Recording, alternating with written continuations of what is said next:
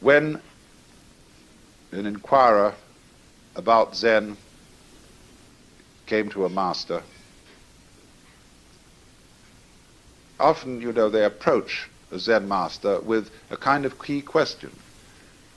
What is the fundamental principle of Buddhism? Or why did the bearded barbarian come from the West? Because Zen is supposed to have been brought into China by a Hindu named Bodhi Dharma. Bodhi Dharma is always represented as having a huge bushy beard and very fierce eyes. Now, Bodhi Dharma always insisted that he had nothing to teach. And so, why did he come? That's one of the fundamental questions. You might say to me, I've often said when I'm giving a lecture, I'm not trying to improve you. I'm not trying to persuade you to a certain point of view. That is to say, like a preacher would convert somebody. In fact, I have nothing to tell you at all. Because were I to presume that I had something to tell you, I would be like a person who picked your pocket and sold you your own watch. So you might say, then why do I talk? You might ask the sky, why are you blue? The clouds, why do you float around? Birds, why do you sing? And we've been busy trying to invent explanations for all this. And so there's this great Zen saying. One of the old masters said, when I was a young man and knew nothing of Buddhism, mountains were mountains and waters were waters. But when I began to understand a little Buddhism, mountains were no longer mountains and waters no longer waters.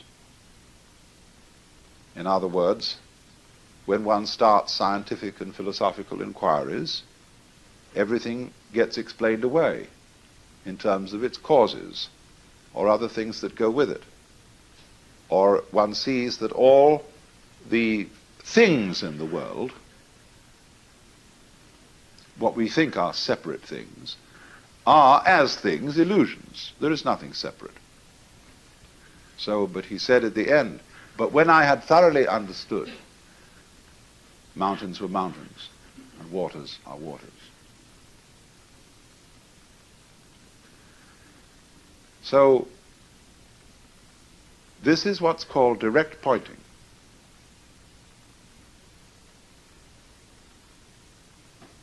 A Zen master was once talking with me, and he said, when water goes out of the wash basin down the drain, does it go clockwise or anti-clockwise?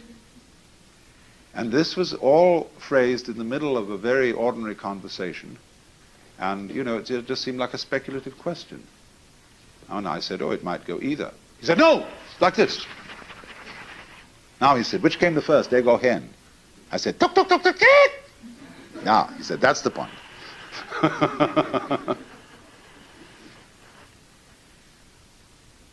Now, it is saying too much, I warn you, to say that Zen is trying to point to the physical universe so that you can look at it without forming ideas about it. That is saying too much, but it is the general idea. It's in the direction of being the right idea. Zen people speak of the virtue of what they call mushin, which means no mind, or munen, no thought. That red lantern says munen on it, no thought. This is not an anti-intellectual attitude. The ordinary simple person is just as bamboozled by thinking as a university professor.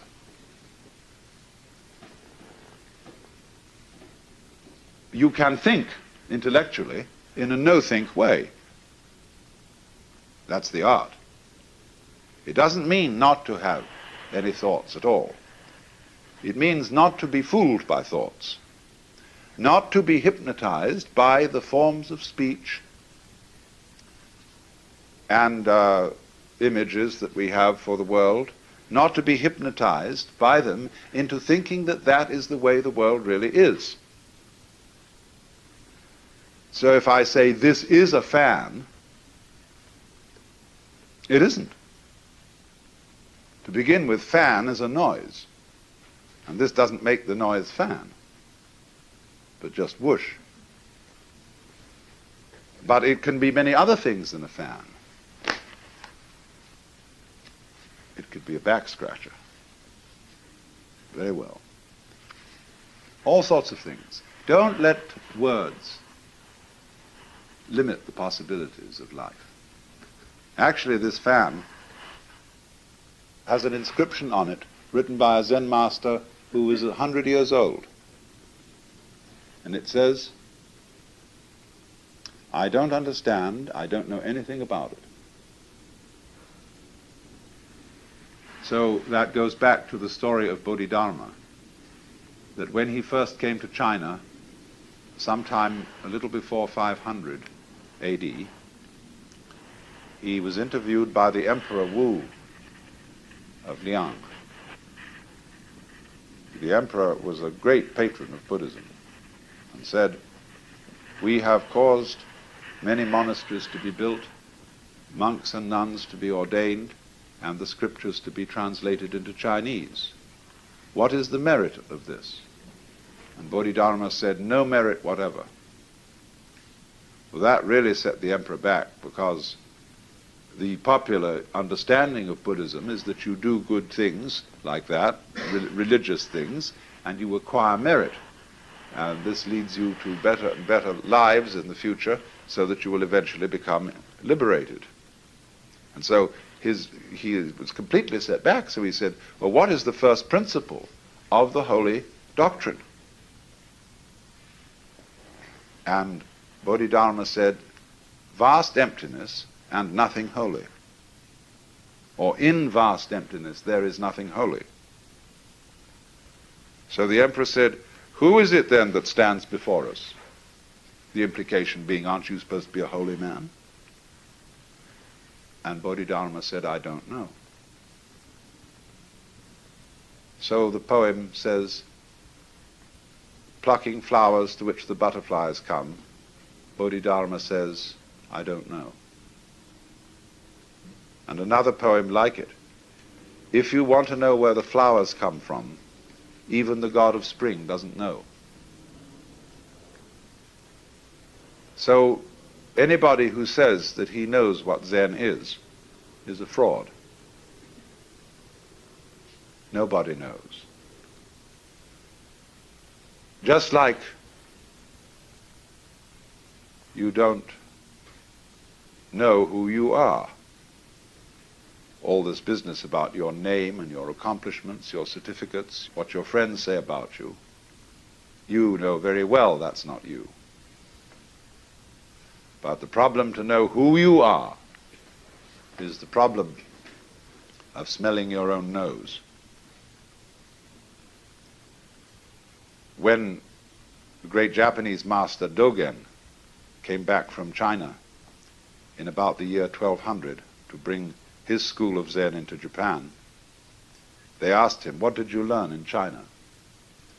He said, the eyes are horizontal, the nose is perpendicular.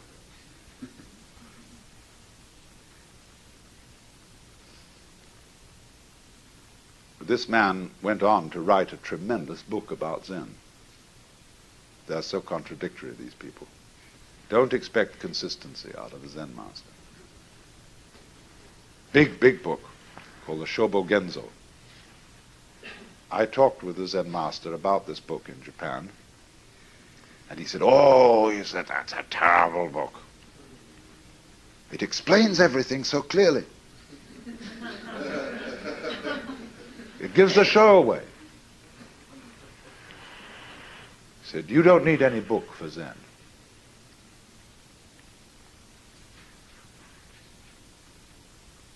So you see It is this kind of way of going about things, this method of Zen, that has so fascinated the West. And everybody who reads about Zen wonders if somehow, you see, this understanding is right under your nose. You know how it is, sometimes you get a crowd of people to come into a room, and you put something in the room that's absurd. Like suppose there was a balloon floating on the ceiling.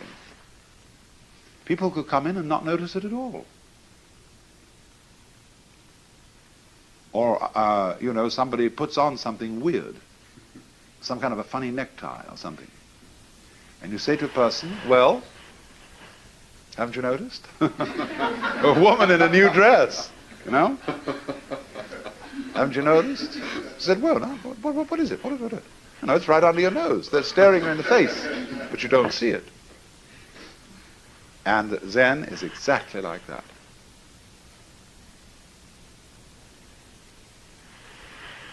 It is very obvious. The master Bokuju was asked, we have to dress and eat every day, and how do we escape from all that? In other words, how do we get out of routine? And he said, we dress, we eat. He said, I don't understand. Bokuju said, if you don't understand, put on your clothes and eat your food.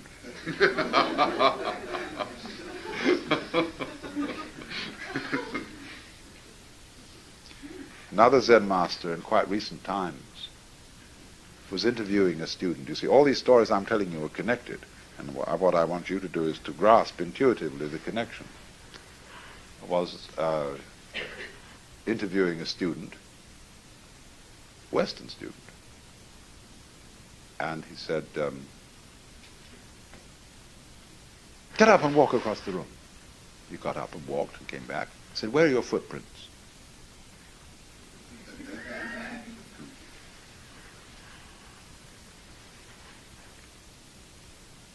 Another monk asked Joshu, what is the way? Tao in Chinese, the Tao. He said, your everyday mind is the way. How do you get into accord with it? He said, when you try to accord, you deviate.